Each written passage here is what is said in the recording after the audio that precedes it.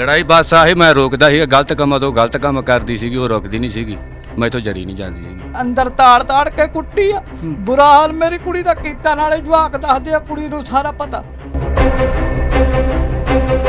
ਕਦੇ ਉਹਨੂੰ ਵੇਖਿਆ ਕਿ ਵੈਸੇ ਹੀ ਕਹਿਤਾ ਉਹਨੂੰ? ਨਹੀਂ ਵੇਖਿਆ ਹੀ ਇੱਕ ਵਾਰੀ ਮੈਂ ਉਹਨੂੰ ਫੜਿਆ ਵੀ ਸੀਗਾ ਪ੍ਰਾਹੁਣਾ ਆ ਕੇ ਕੁੱਟਮਾਰ ਕਰਕੇ ਗਿਆ ਫਿਰ ਵੀ ਅਸੀਂ ਚੁੱਪ ਕਰ ਗਏ। ਮੈਂ ਉਹਦੀ ਮਾਂ ਨੂੰ ਬਹੁਤ ਵਾਰੀ ਕਿਹਾ ਸੀਗਾ ਜੀ ਉਹਦੀ ਮਾਂ ਨੇ ਜਮਾਂ ਹੀ ਸਮਝਾਇਆ ਨਹੀਂ ਉਹਨੂੰ ਹੈ ਫਿਰ ਉਹ ਰਾਤ ਨੂੰ ਆਇਆ 11 ਵਜੇ ਉਹਦੇ ਵੀ ਸਾਨੂੰ ਕਹਿੰਦਾ ਵੀ ਮੈਂ ਮਾਰ ਕੇ ਤੁਹਾਡੇ ਬਾਰ 'ਚ ਸਿੱਟਣੀ ਆ।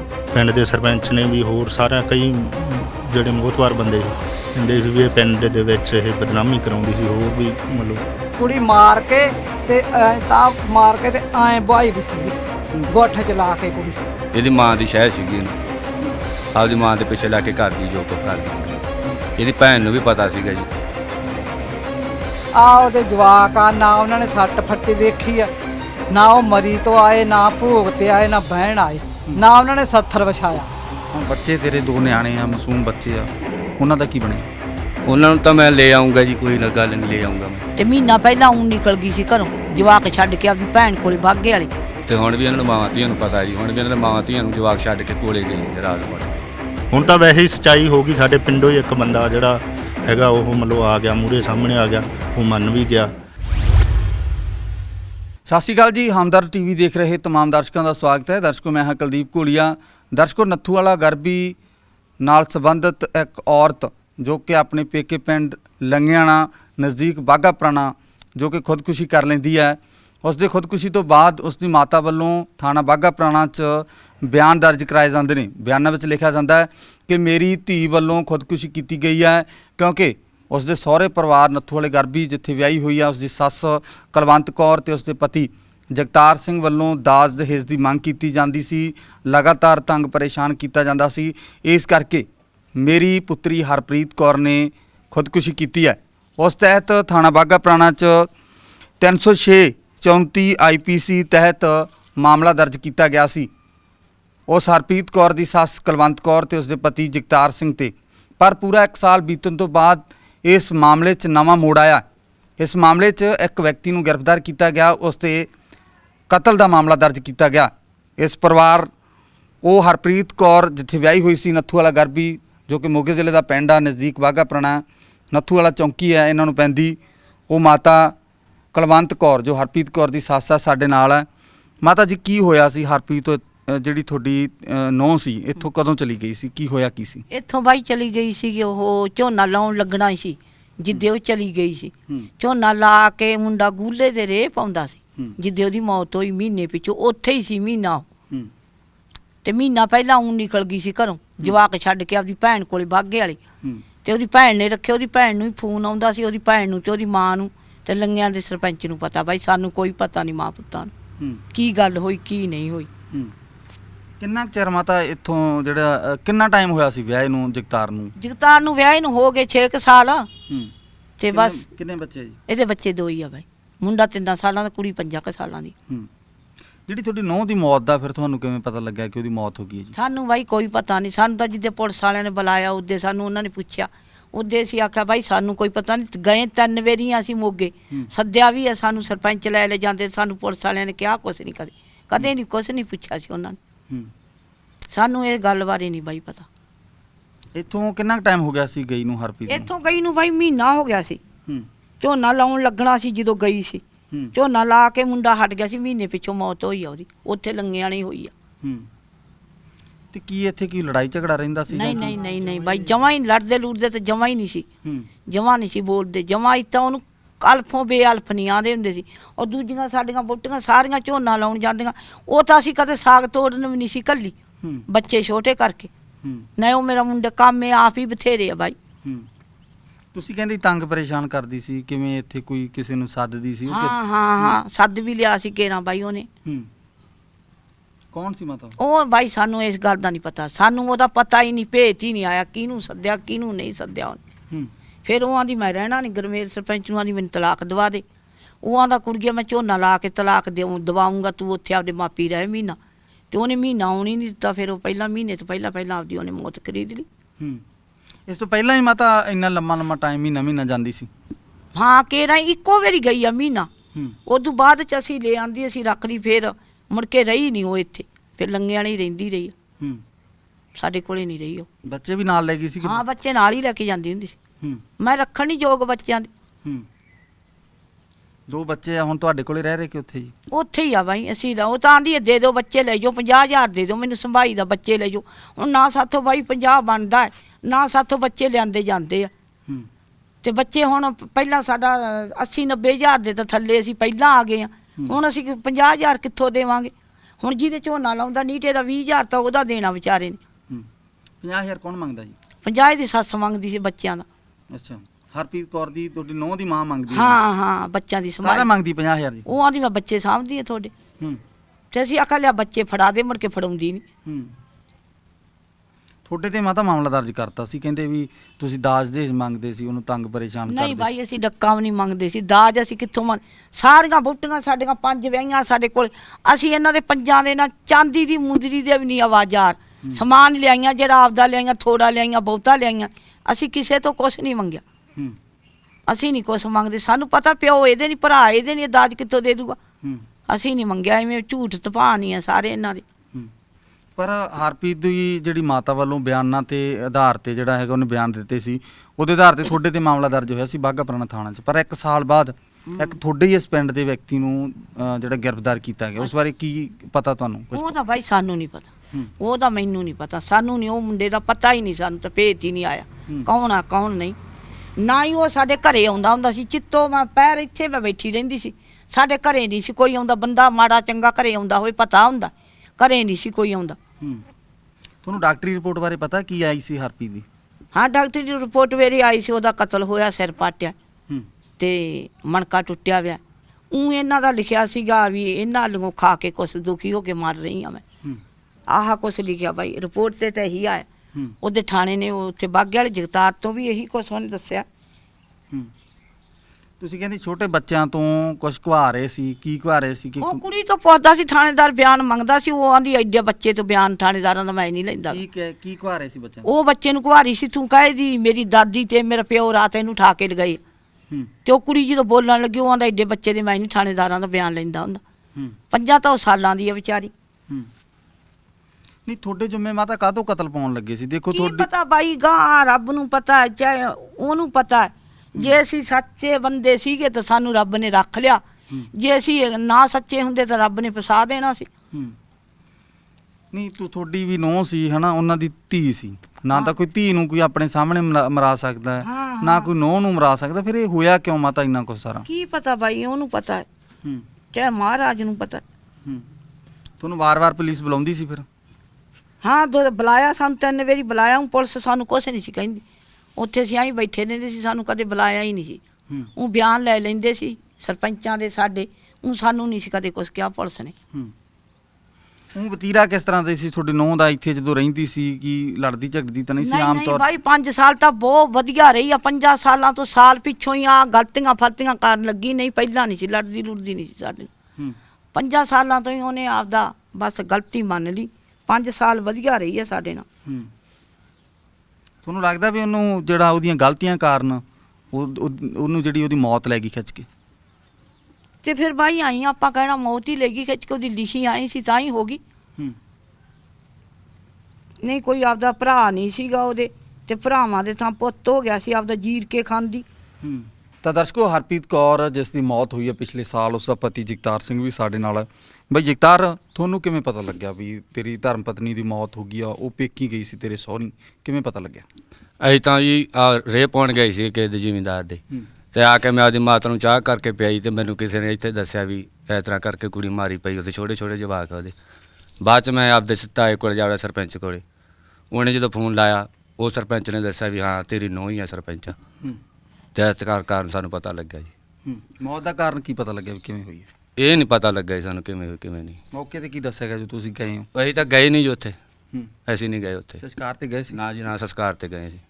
ਤੁਹਾਨੂੰ ਸੱਦਿਆ ਨਹੀਂ ਗਿਆ, ਦੱਸਿਆ ਨਹੀਂ ਗਿਆ? ਨਾ ਸਾਨੂੰ ਦੱਸਿਆ ਵੀ ਨਹੀਂ, ਤਾਂ ਤੁਹਾਨੂੰ ਸੱਦਿਆ ਵੀ ਨਹੀਂ ਉਹਨਾਂ ਨੇ। ਸਾਡੇ ਤੇ ਤਾਂ ਪਰਚਾ ਘਟਾਤਾ ਸੀ ਉਹਨਾਂ ਨੇ ਮੇਰੇ ਤੇ ਬੀਬੀ ਤੇ। ਅਸੀਂ ਤਾਂ ਡਰਦੇ ਗਏ ਨਹੀਂ ਮੁੜ ਕੇ। ਪਰਚਾ ਕਾਹਦਾ ਘਟਾਤਾ ਸੀ ਤੁਹਾਡੇ? 306 ਦਾ ਪਰਚਾ ਪਵਾਤਾ ਸੀ ਵੀ ਸਹੁਰੇ ਕੁੱਟਦੇ ਮਾਰਦੇ ਸੀਗੇ ਜੀ, ਵੀ ਕੁੜੀ ਜ਼ਹਿਰ ਖਾ ਕੇ ਮਰੀ ਹੈ। ਕਿਤੇ ਮੌਤ ਉਹਦੀ ਘਰੇ ਹੋਈ ਸੀ ਕਿਤੇ ਬਾਹਰ? ਪਤਾ ਨਹੀਂ ਜੀ, ਉਹਦੀ ਲਾਸ਼ ਤਾਂ ਉਹਦੇ 'ਚ ਪਈ ਸੀਗੀ ਜੀ, ਡਿਸਪੈਂਸਰੀ 'ਚ ਪਸ਼ੂਆਂ ਵਾਲੀ, ਹੱਡਾ ਰੋੜੀ ਕੋਲੇ। ਜਦੋਂ ਤੁਹਾਡੀ ਪਤਨੀ ਹਰਪ੍ਰੀਤ ਕੌਰ ਇੱਥੋਂ ਗਈ ਆ ਕੀ ਕਹਿ ਕੇ ਗਈ ਸੀ? ਕੁਛ ਨਹੀਂ ਕਹਿ ਕੇ ਗਈ ਸੀ, ਮੇਰੇ ਨਾਲ ਲੜ ਪਈ, ਆਂਦੀ ਮੈਂ ਜਵਾਕ ਛੱਡ ਕੇ ਚੱਲੀ ਆ। ਮੈਂ ਸਰਪੰਚ ਨੂੰ ਸੱਦਿਆ ਗਰਮੇਲ ਨੂੰ, ਉਹ ਕਹਿੰਦਾ ਵੀ ਕੁੜੀਏ ਜਵਾਕ ਤਾਂ ਨਹੀਂ ਛੱਡ ਕੇ ਜਾਣੇਗੇ, ਤੇ ਜਵਾਕ ਉਹ ਨਾਲ ਲੈ ਗਈ ਸੀਗੀ ਤੇ ਉਹਦੀ ਭੈਣ ਲੈਣ ਆਈ ਸੀਗੀ ਜੀ ਉਹਨੂੰ, ਛੋਟੀ ਭੈਣ ਉਹਦੀ ਜਿਹੜੀ ਕੁਵਾਰੀ ਆ, ਉਹ ਹੀ ਲੈ ਕੇ ਗਈ ਇੱਥੋਂ ਜਦੋਂ ਗਈ ਆ ਉਹ 20-25 ਦਿਨਾਂ ਬਾਅਦ ਜਾ ਕੇ ਉਹਦੀ ਮੌਤ ਹੋ ਗਈ ਉੱਥੇ। ਲੜਾਈ ਕਿਹੜੀ ਗੱਲ ਤੋਂ ਹੁੰਦੀ ਸੀ? ਲੜਾਈ ਬਸ ਆਹੀ, ਮੈਂ ਰੋਕਦਾ ਸੀਗਾ ਗਲਤ ਕੰਮਾਂ ਤੋਂ, ਗਲਤ ਕੰਮ ਕਰਦੀ ਸੀਗੀ, ਉਹ ਰੁਕਦੀ ਨਹੀਂ ਸੀਗੀ, ਮੈਂ ਇੱਥੋਂ ਜਰੀ ਨਹੀਂ ਜਾਂਦੀ ਸੀਗੀ।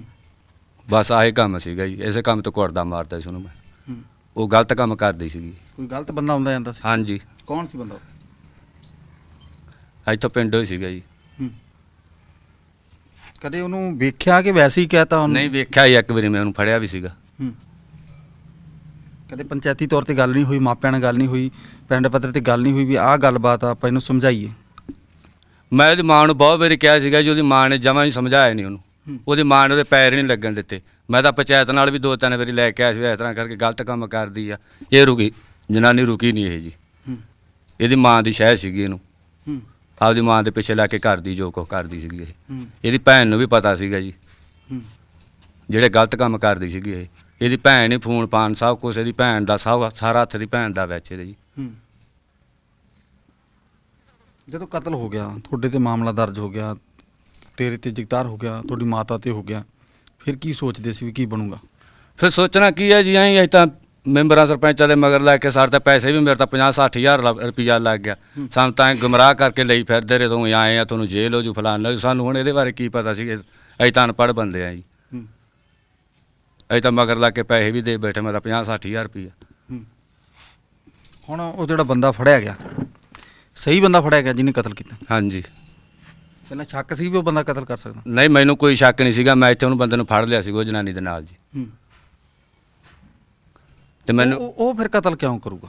ਆਪਾਂ ਨੂੰ ਇਹਦੇ ਬਾਰੇ ਕੋਈ ਪਤਾ ਨਹੀਂ ਜੀ ਵੀ ਕਿਵੇਂ ਕੀਤਾ, ਕਿਹੜੀ ਗੱਲੋਂ ਕੀਤਾ, ਕਿਉਂ ਕੀਤਾ ਵਾ। ਮੈਂ ਤਾਂ ਉਹ ਬੰਦੇ ਨੂੰ ਸਿਰਫ ਫੜਿਆ ਸੀਗਾ ਜੀ ਉਹ ਜਨਾਨੀ ਦੇ ਨਾਲ। ਪੁਲਿਸ ਨੇ ਤੁਹਾਨੂੰ ਵਾਰ-ਵਾਰ ਬੁਲਾਉਂਦੀ ਹੋਊ, ਉਸੇ ਸਾਦੀ ਹੋਊ ਥਾਣੇ ਦੇ ਵਿੱਚ, ਕੀ ਗੱਲਬਾਤ ਹੁੰਦੀ ਸੀ, ਕੀ ਪੁੱਛਦੇ ਸੀ ਪੁਲਿਸ ਵਾਲੇ? ਇਹੀ ਪੁੱਛਦੇ ਸੀਗੇ ਵੀ ਕੀ ਕਾਰਨ ਆ ਵੀ ਤੁਸੀਂ ਲੜਦੇ ਭਿੜਦੇ ਸੀਗੇ।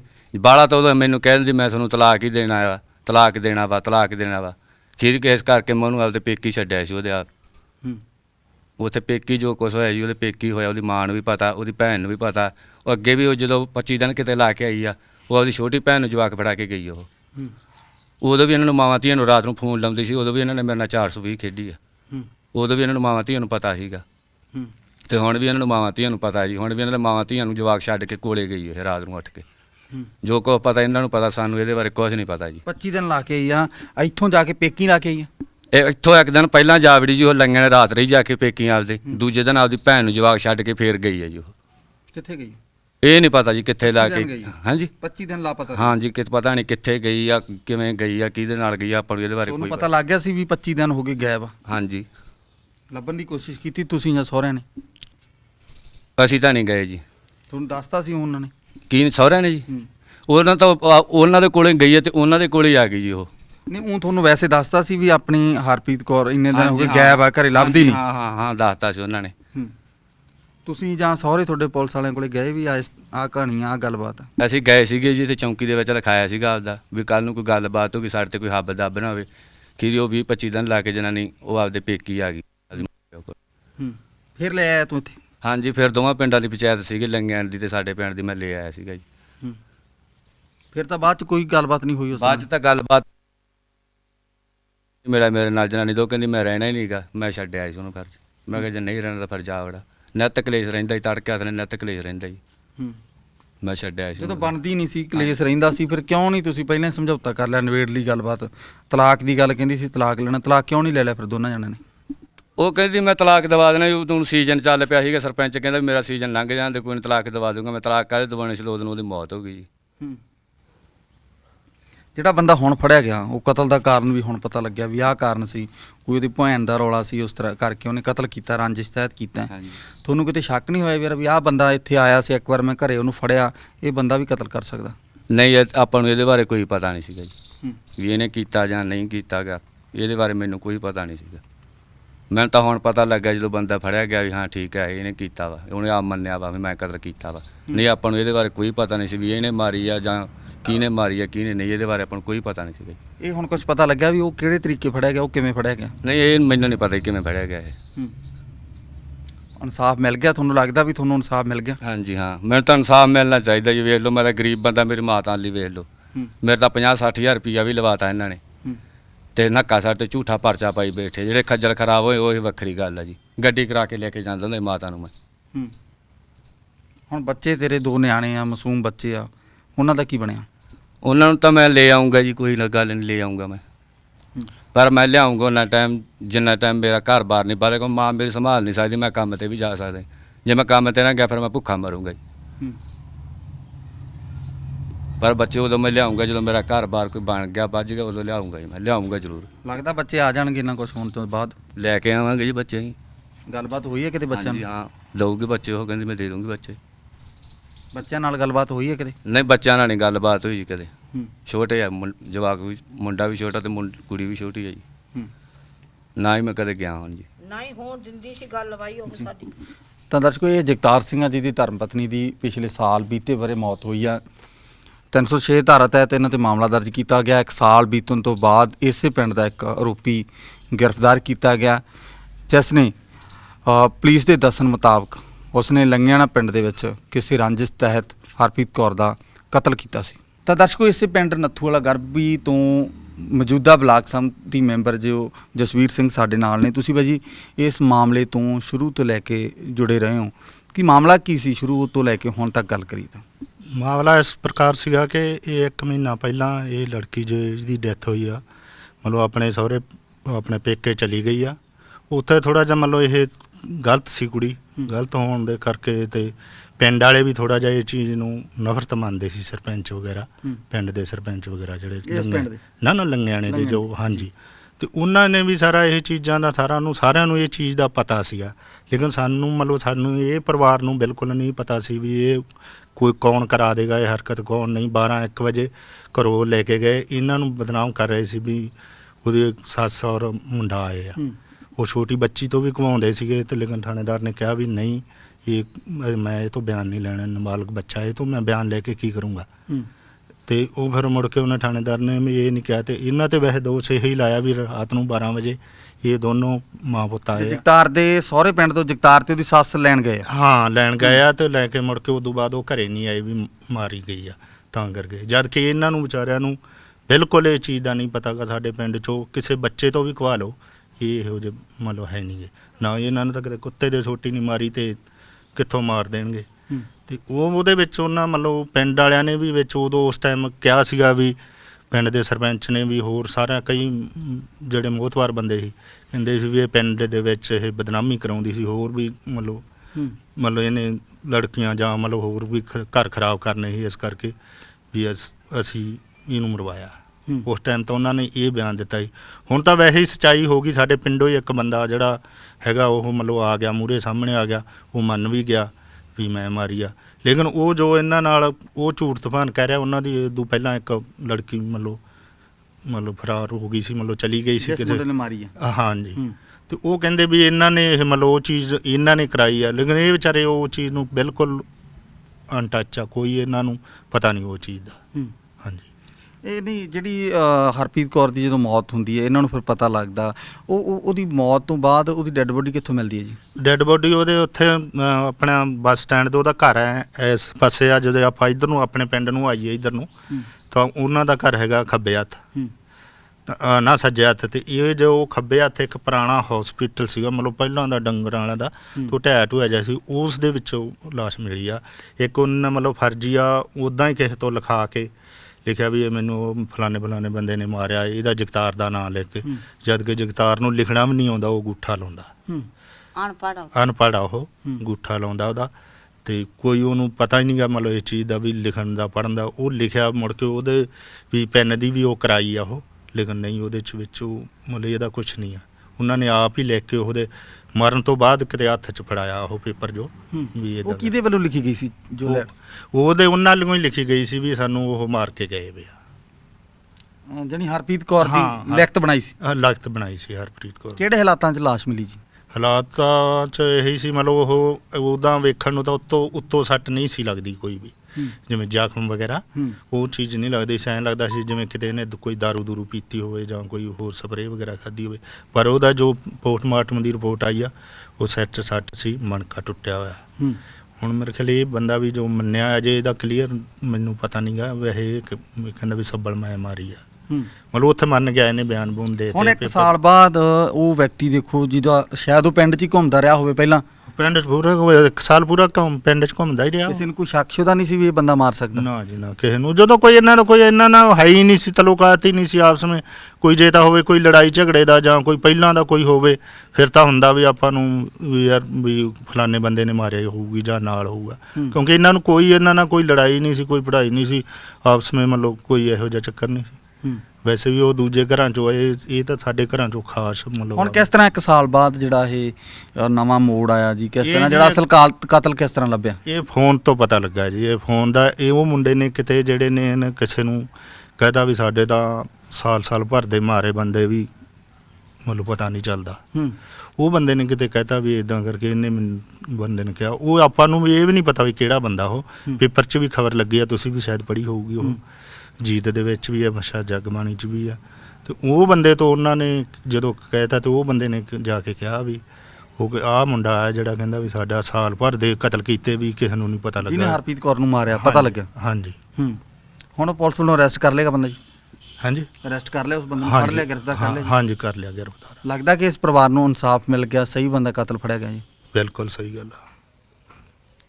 ਬਿਲਕੁਲ ਜੀ। ਇਸ ਪਿੰਡ ਦੇ ਜਿਹੜੇ ਮੌਜੂਦਾ ਬਲਾਕ ਸੰਮਤੀ ਮੈਂਬਰ ਨੇ ਜਸਵੀਰ ਸਿੰਘ, ਇਹਨਾਂ ਨੇ ਦੱਸਿਆ ਕਿ ਕਿਸ ਤਰ੍ਹਾਂ ਪੂਰਾ ਤਾਣਾ ਬਾਣਾ ਬੁਣਿਆ ਗਿਆ ਸੀ ਇਸ ਪਰਿਵਾਰ ਨੂੰ ਫਸਾਉਣ ਵਾਸਤੇ, ਕਿਸ ਤਰ੍ਹਾਂ ਉਸ ਵਿਅਕਤੀ ਨੇ ਕਤਲ ਕੀਤਾ, ਕਿਸ ਤਰ੍ਹਾਂ ਉਸ ਹੱਥ 'ਚ ਹਰਪ੍ਰੀਤ ਕੌਰ ਦੇ ਇੱਕ ਲੈਟਰ ਫੜਾਇਆ ਗਿਆ, ਕਿਸ ਤਰ੍ਹਾਂ ਦਾਜ ਦਹੇਜ ਦੇ ਨਾਲ ਇਸ ਪੂਰੇ ਕੇਸ ਨੂੰ ਜੋੜ ਕੇ ਜਿਹੜਾ ਪੇਸ਼ ਕੀਤਾ ਗਿਆ। ਤਾਂ ਦਰਸ਼ਕੋ, ਪਿਛਲੇ ਸਾਲ 2019 'ਚ ਹਰਪ੍ਰੀਤ ਕੌਰ ਨਾਮਕ ਔਰਤ ਦੀ ਜੋ ਮੌਤ ਹੋਈ ਸੀ ਉਸ ਸੰਬੰਧੀ ਗੱਲਬਾਤ ਕਰਨ ਲਈ ਸਾਡੇ ਨਾਲ ਉਸ ਹਰਪ੍ਰੀਤ ਕੌਰ ਦੀ ਮਾਤਾ ਹੈ। ਮਾਤਾ, ਇੱਥੇ ਆਈ ਵੀ ਸੀ ਹਰਪ੍ਰੀਤ ਕੌਰ ਤੁਹਾਡੀ ਨੂੰ? ਇੱਥੇ ਆਈ ਸੀ ਪੁੱਤ, ਇੱਥੇ ਉਹਦੇ ਪਿਓ ਦਾ ਬਹਿਣ ਆਈ ਸੀਗੀ। ਮੁੜ ਕੇ ਕੁੱਟਮਾਰ ਬਹੁਤ ਕੀਤੀ ਸੀ, ਉਹ ਗਈ ਨਹੀਂ ਸੀ। ਬਾਅਦ 'ਚ ਇਹ ਪੰਚਾਇਤ ਲਿਆ ਕੇ ਲੈ ਗਏ ਆ।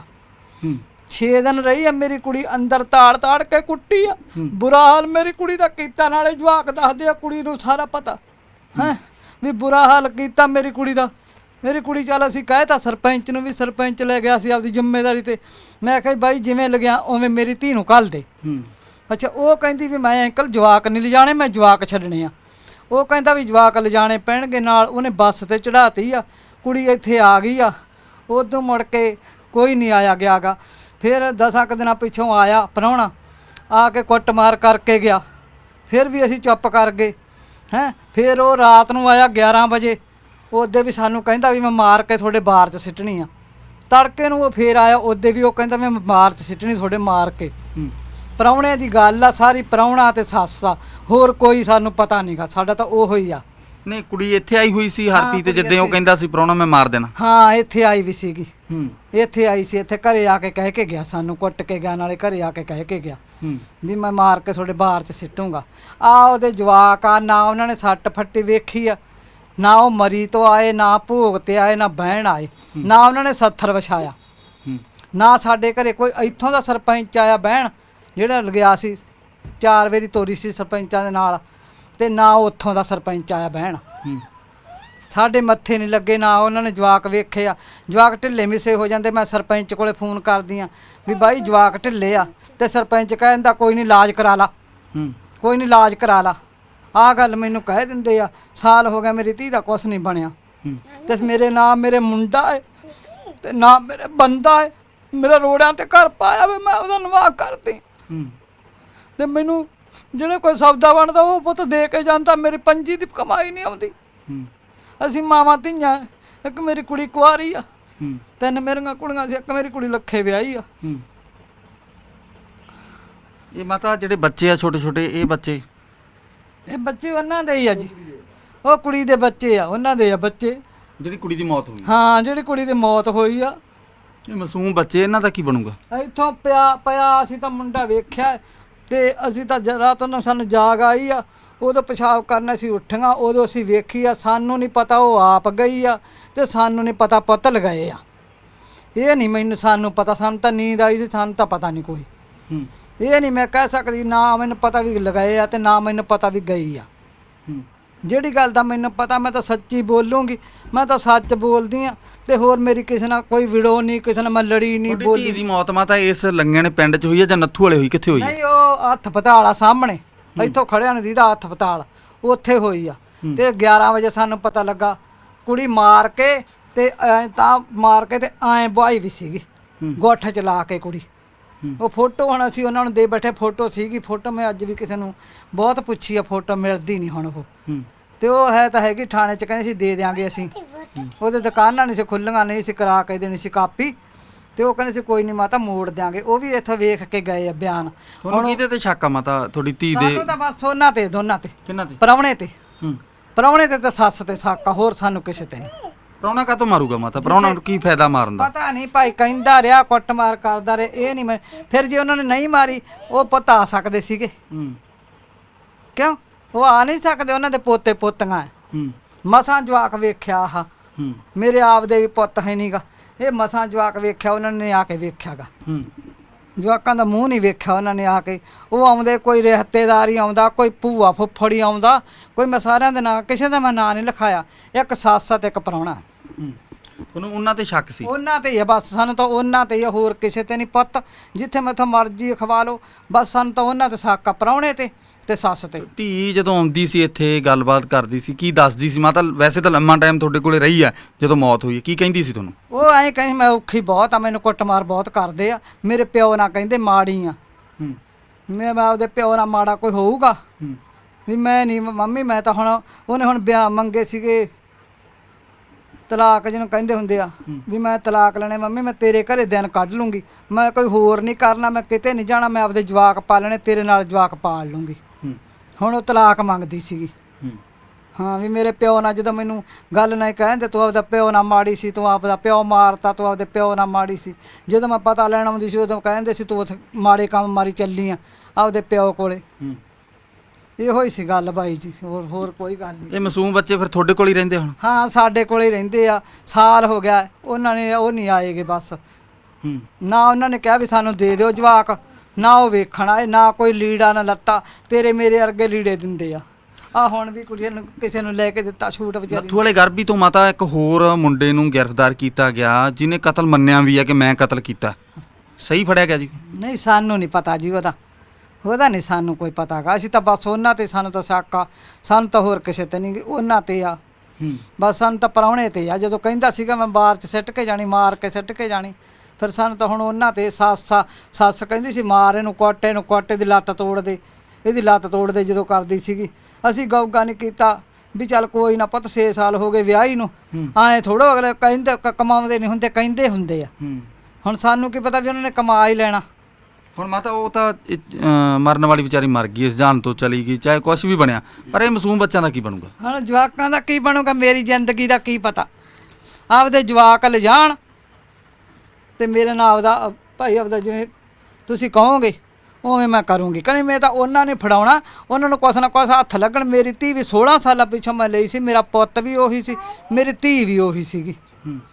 ਮੈਂ ਤਾਂ 7 ਮੁੰਡੇ ਮਰੇ ਆ ਤੇ ਮੈਂ 7 ਮੁੰਡਿਆਂ ਪਿੱਛੋਂ ਇਹ ਕੁੜੀ ਵੇਖੀ ਸੀਗੀ। ਅੱਛਾ, ਪਹਿਲਾਂ 7 ਬੱਚਿਆਂ ਦੀ ਮੌਤ ਹੋਈ? ਹਾਂ ਮੇਰੇ 7 ਮੁੰਡੇ ਮਰੇ ਆਪਦੇ, 7 ਮੁੰਡਿਆਂ ਪਿੱਛੋਂ 16 ਸਾਲਾਂ ਪਿੱਛੋਂ ਮੈਂ ਧੀ ਵੇਖੀ ਆ।